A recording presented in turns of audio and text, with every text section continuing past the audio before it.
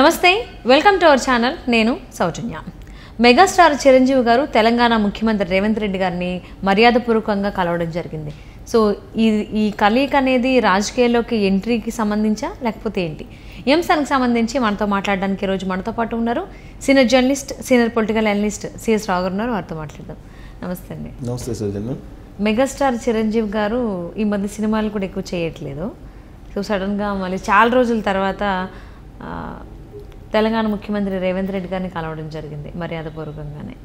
అంటే ఇన్ని రోజుల తర్వాత కలవడం వెనుక ఆయన ఏమన్నా రీఎంట్రీ ఇవ్వబోతున్నారా పాలిటిక్స్లోకి?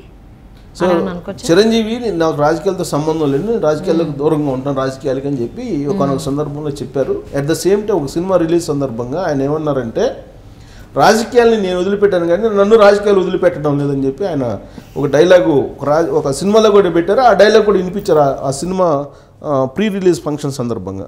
ఇది ఒక ఎత్తు. ఇంకోటి ఏంటంటే చిరంజీవి రాజకీయాల్లో లేరు, ఆయన సినిమాలు ఆయన తీసుకుంటున్నారు అనేది ఇటీవల కాలంలో వినిపిస్తుంది.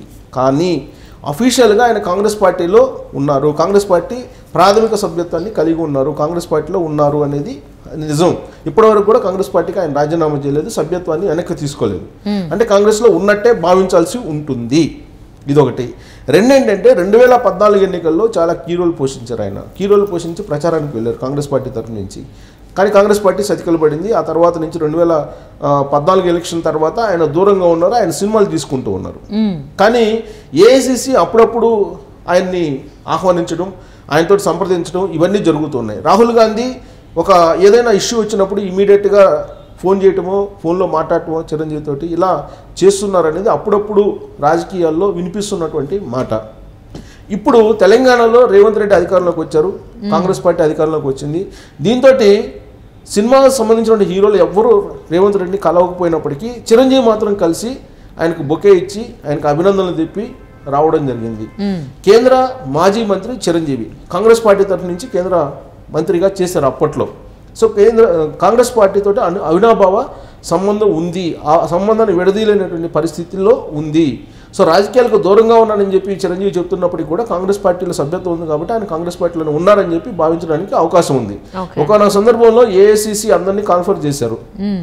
ఆనాడు ఉన్నటువంటి కిరణ్ కుమార్ రెడ్డిని, ప్రస్తుతం అయితే ఆయన బీజేపీలో ఉన్నారు, కేవీపీని కానీ వీళ్ళందరినీ సీనియర్స్ని పిలిచి ఏఐసిసి ఒక రఘువీరారెడ్డి కూడా ఉన్నారు అప్పట్లో, ఒక ప్రణాళిక తయారు చేసింది, ఒక బ్లూ ప్రింట్ తయారు చేయండి, రాబోయేటువంటి రోజుల్లో కాంగ్రెస్ పార్టీని బలోపేతం చేయాలి ఆంధ్రప్రదేశ్లో అనేటువంటి యాంగిల్లో చర్చించినప్పుడు పిసిసి అధ్యక్షుడిగా చిరంజీవిని పెట్టాలి ఆంధ్రప్రదేశ్కి అనేది ఒక ప్రచారం కూడా అప్పట్లో జరిగింది. కానీ ఆయన రాజకీయాలకు నేను దూరంగా ఉంటున్నానని సర్దుకున్నారు. ఇప్పుడు కొంత ఆంధ్రప్రదేశ్లో కూడా కొంచెం కాంగ్రెస్ పార్టీలో యాక్టివ్నెస్ వస్తుంది. దానికి కారణం ఏంటంటే కర్ణాటకలో కాంగ్రెస్ పార్టీ గెలిచింది, ఆ తర్వాత దాని ఎఫెక్ట్ తోటి తెలంగాణలో గెలిచింది. తెలంగాణ నుంచి ఆంధ్రప్రదేశ్లో కూడా ఎంతో కొంత ప్రభావం చూపొచ్చు కాంగ్రెస్ పార్టీ అనేటువంటి అభిప్రాయంతో ఆ పార్టీ ఉంది. అందుకే ఇప్పటి వరకు సైలెంట్గా ఉన్నటువంటి సీనియర్స్ అందరూ కూడా ఒక్కొక్కరుగా బయటకు వస్తున్నారు. బయటకు వస్తున్నటువంటి క్రమంలో ఇప్పుడు రేవంత్ రెడ్డి చిరంజీవి ఇద్దరు కలవటం అనేది ఎటువైపు దారి తీస్తుంది అనేటువంటిది ఒక ఆలోచన, ఇప్పుడు అలాంటి చర్చ కూడా కాంగ్రెస్ పార్టీలో వస్తూ ఉంది. సో రాబోయేటువంటి రోజుల్లో చిరంజీవి మళ్ళీ కాంగ్రెస్లో యాక్టివ్ అయ్యేటువంటి అవకాశం ఉందా, ఆంధ్రప్రదేశ్లో కీలకమైనటువంటి బాధ్యతలు స్వీకరించేటువంటి ఛాన్సెస్ ఉన్నాయని అంటే చిరంజీవికి ప్రధానంగా ఆస్తులన్నీ కూడా తెలంగాణలో ఉన్నాయి. సో తెలంగాణలో ఉన్నటువంటి క్రమంలో రేవంత్ రెడ్డి యొక్క అవసరం ఖచ్చితంగా అవసరము, రేవంత్ రెడ్డి యొక్క సహకారం కూడా అవసరము. ఎట్ ద సేమ్ టైం కోడలుగా ఉన్నటువంటి ఉపాసన, సో ఉపాసన రాజకీయాలతోటి సంబంధాలు పెట్టుకోవాలి అనేటువంటి ఒక ఆలోచన ఉంది అని చెప్పి మెగా కోటలో వినిపిస్తున్నటువంటి ఒక టాక్. దానికి కారణం ఏంటంటే ఒకనొక సమయంలో ప్రధానమంత్రి నరేంద్ర మోడీ పిలిచి మాట్లాడటం జరిగింది. ఉపాసన అలాగే రామ్ చరణ్ ఇద్దరు కూడా కలిసి మాట్లాడారు. కానీ ఆ సందర్భంగా కేవలం అప్పుడు సినిమా సందర్భంగానే, త్రిపుల సినిమా సందర్భంగానే అవార్డు వచ్చింది కాబట్టి అందుకు వెళ్ళి కట్టసీగా మాట్లాడామని చెప్పి చెప్తున్నారు. కానీ దాని వెనుక రాజకీయపరమైన కోణం ఉందని కూడా అప్పట్లో చర్చ వచ్చింది. తాజాగా ఏం జరిగింది, మహారాష్ట్ర పోయి మహారాష్ట్రలో సీఎం ఏక్నాథ్ షిండేని కలవడం. ఏక్నాథ్ షిండే ఎవరు? బీజేపీ సపోర్ట్ తోటి ఏర్పడినటువంటి ప్రభుత్వానికి ముఖ్యమంత్రి ఆయన. సో ముఖ్యమంత్రిని రామ్ చరణ్ అలాగే ఉపాసన ఇద్దరు పోయి కలిశారు 2 రోజుల క్రితం. ఒకరోజు క్రితం ఇక్కడ రేవంత్ రెడ్డి పిసిసి అధ్యక్షుడు ఇక్కడ అలాగే ముఖ్యమంత్రి ఆయన్ని కలవడం జరిగింది చిరంజీవి. అంటే రాజకీయ నాయకుల్ని ఆ కుటుంబ సభ్యులు కలుస్తున్నారంటే మళ్ళీ రాజకీయాల్లో యాక్టివ్ అయ్యేటువంటి అవకాశం ఉందా అనేటువంటి ఒక అనుమానం మళ్ళీ వస్తూ ఉంది. ప్లస్ ప్రజెంట్ ఏపీలో రీవర్క్ చేసేదానికి పార్టీని ఇప్పుడు ప్రయత్నాలు చేస్తున్నారు. రేవంత్ రెడ్డి లాంటి పిసిసి అధ్యక్షుడు కావాలనేటువంటి ఒక అన్వేషణ కాంగ్రెస్ పార్టీ చేస్తున్నటువంటి క్రమంలో ఆ అన్వేషణలో చిరంజీవి అయితేనే బెటరు అనేటువంటి ఒక ఆలోచన చేస్తున్నట్టు కూడా తెలుస్తుంది. ఇప్పుడు అక్కడ సామాజిక వర్గాల ఈక్వేషన్ అనేది డిపెండ్ అయి ఉంటుంది ఆంధ్రప్రదేశ్ ఎన్నికల్లో. సో ఆల్రెడీ ఇప్పుడు జనసేన అలాగే తెలుగుదేశం పార్టీ పొత్తులో ఉన్నాయి. సో తమ్ముడు పార్టీలోకి వెళ్తాడేమో, జనసేనలోకి వెళ్తాడేమో అని ఒక సందర్భంలో చిరంజీవి మీద చర్చ జరిగింది. సో తమ్ముడికి నేను సపోర్ట్ చేయకుండా ఎలా ఉంటానని చెప్పి కూడా ఆయన ఒక సందర్భంలో వ్యాఖ్యానించారు. సో ఆయన జనసేన పవన్ కళ్యాణ్ సీఎం అయితే నేను సంతోషించే వాళ్ళు నేను మొదట కూడా ఆయన అన్నాడు.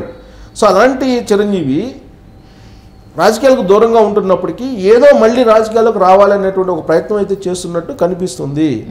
ఆ కోణం నుంచి చూస్తే కనుక మహారాష్ట్ర సీఎంని ఉపాసన రామచరణ్ కలవడం, అలాగే పిసిసి అధ్యక్షుడు రేవంత్ రెడ్డిని చిరంజీవి కలవడం చూస్తే కనుక రాబోయేటువంటి రోజుల్లో మళ్ళీ కాంగ్రెస్ పార్టీలో ఏమైనా యాక్టివ్ అయ్యేటువంటి అవకాశం ఉందా వీళ్ళు అనేది ఒకటి వినిపిస్తుంది. ఎందుకంటే షర్మిల కూడా కాంగ్రెస్ పార్టీలో చేరి ఆంధ్రప్రదేశ్లో యాక్టివ్ కావాలనుకుంటున్నారు. సో అపోలోకి సంబంధించినటువంటి వాళ్ళు మొదటి నుంచి కూడా కాంగ్రెస్ పార్టీ తోటి కాంగ్రెస్ పార్టీ సానుభూతి పరులుగా ఉండేవాళ్ళు. అపోలోకి సంబంధించి వాళ్ళ ఫ్యామిలీ, సో వాళ్ళ ఫ్యామిలీ మెంబరే కదా రామచరణ్ చేసుకుంది ఉపాసన. సో ఉపాసన తీసుకునేటువంటి నిర్ణయం బేస్ చేసుకొని రాబోయేటువంటి రోజుల్లో మెగా ఫ్యామిలీ రాజకీయ రీ ఎంట్రీ ఉండేటువంటి అవకాశం ఉంది అని చెప్పి మనకు విశ్వసనీయంగా తెలుస్తుంది. ఆ కోణం నుంచే మహారాష్ట్రలో సీఎంని కలిసారా అనేది ఒకటి వినిపిస్తుంది.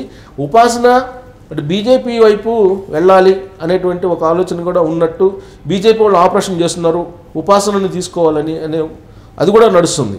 సో రాబోయేటువంటి లోక్సభ ఎన్నికల్లో తెలంగాణ నుంచి ఒకవేళ ఉపాసన దింపినా ఆశ్చర్యపోవచ్చులే. ఓకే, ఒకవేళ చిరంజీవి గారు ఆంధ్రప్రదేశ్కి వెళ్తే అక్కడ మరి జనసేన అధ్యక్షులు పవన్ కళ్యాణ్ గారికి ఇంకేమైనా క్లాషెస్ వచ్చేటువంటి అవకాశం ఉందా, లేకపోతే మళ్ళీ ఈ మూడు పార్టీలను పొత్తు అయ్యేటువంటి అవకాశం ఉందా? ఇప్పుడు ఆంధ్రప్రదేశ్ రాజకీయాన్ని కనుక తీసుకుంటే బీజేపీ, వైఎస్ఆర్ కాంగ్రెస్ పార్టీ తెర వెనుక రాజకీయాలు నడుపుతుంది. ఆ రెండు పార్టీలు బయటికి వేరు కనిపిస్తున్నప్పటికీ ఆ రెండు పార్టీలు ఒకటే అనేది చాలా క్లారిటీ ఉంది. దాంట్లో ఎలాంటి కన్ఫ్యూజన్ లేదు ఆంధ్రప్రదేశ్ ప్రజలకు కానీ ఆంధ్రప్రదేశ్ సమాజానికి కానీ. అయితే కాంగ్రెస్ పార్టీ ఇండియా కూటమిలో తెలుగుదేశం పార్టీని చేర్చుకోవాలనేటువంటి ఒక ప్రయత్నం చేస్తుంది. సో దానికి సంబంధించిన ప్రయత్నాలు ఏదో నడుస్తున్నాయి. ప్రశాంత్ కిషోర్ కూడా 2 days బ్యాక్ వచ్చి అదేదో సంకేతాలు ఇచ్చాడని కూడా చెప్తూ ఉన్నారు. రాబోయేటువంటి రోజుల్లో ఇండియా కూటమి బలపడాలి అని అంటే చంద్రబాబు నాయుడు అవసరం ఉందని చెప్పి వాళ్ళు ఏదో భావిస్తున్నారు. ఆ క్రమంలో బీజేపీ ఏ విధంగా అయితే వైఎస్ఆర్ కాంగ్రెస్ పార్టీకి సపోర్ట్ చేస్తుందో బయట నుంచి తెలియకుండా చీకట్లో, అదే తరహాలో తెలుగుదేశం పార్టీ జనసేన కూటమికి చీకట్లో బయట నుంచి కాంగ్రెస్ పార్టీ కూడా సపోర్ట్ చేయడానికి ఒక రంగాన్ని సిద్ధం చేసుకుంటుందా, ఆ కోణం నుంచే ఇప్పుడు ఈ భేటీలు అనేది కనపడుతుందా, రేవంత్ రెడ్డితో భేటీ చిరంజీవిది అనేది ఒక వర్షను. రెండో వర్షన్ ఏంటంటే మహారాష్ట్రకి వెళ్ళి రామ్ చరణ్ ఉపాసన ఇద్దరు అక్కడ సీఎంని కలిశారు కాబట్టి బీజేపీ ఏమైనా ఆకర్షిస్తుందా ఉపాసనని. ఉపాసన బ్యాక్గ్రౌండ్ అంతా తెలంగాణ. సో తెలంగాణలో ఉపాసన ఏమైనా రంగంలో దింపే అవకాశం ఉందా లోక్సభకి, ఇలాంటి చర్చ కూడా జరుగుతుంది. అందుకే నేను అనుకుంటూ అక్కడ షిండేని కలిశారా అంటే బీజేపీ ప్రతిష్ఠించినటువంటి సీఎం అక్కడ. సో కాబట్టి అంతా కూడా మెగా ఫ్యామిలీని తను సినిమా డైలాగులు వాడినట్టు వాళ్ళ రాజకీయాన్ని వదిలేసిన రాజకీయం వాళ్ళని వదలలేదు. అవును, అంటే ఇప్పుడు మీరు చెప్పినటువంటి సిచ్యువేషన్ చూస్తే అలానే అనిపిస్తోంది. ఉపాసన రామ్ చరణ్ వెళ్ళి మహారాష్ట్ర సీఎంని కలవడం, మళ్ళీ అలాగే మెగాస్టార్ చిరంజీవి గారు తెలంగాణ సీఎంని కలవడం. సో అసలు ఏమవుతుంది ఏంటో, ఒకవేళ కాంగ్రెస్ పార్టీ కనుక చిరంజీవి గారిని ఆంధ్రప్రదేశ్కి అక్కడ లోక్సభ ఎన్నికలకు సంబంధించి వాటి గురించి కనుక చూసుకోమని చెప్తే అప్పుడు మళ్ళీ ఎలాంటి పరిస్థితులు ఎదురవుతాయి ఏంటని చెప్పేసి వేచి చూద్దామండి. And thank you so much for spending your valuable time with us, CS రావు గారు. Thank you.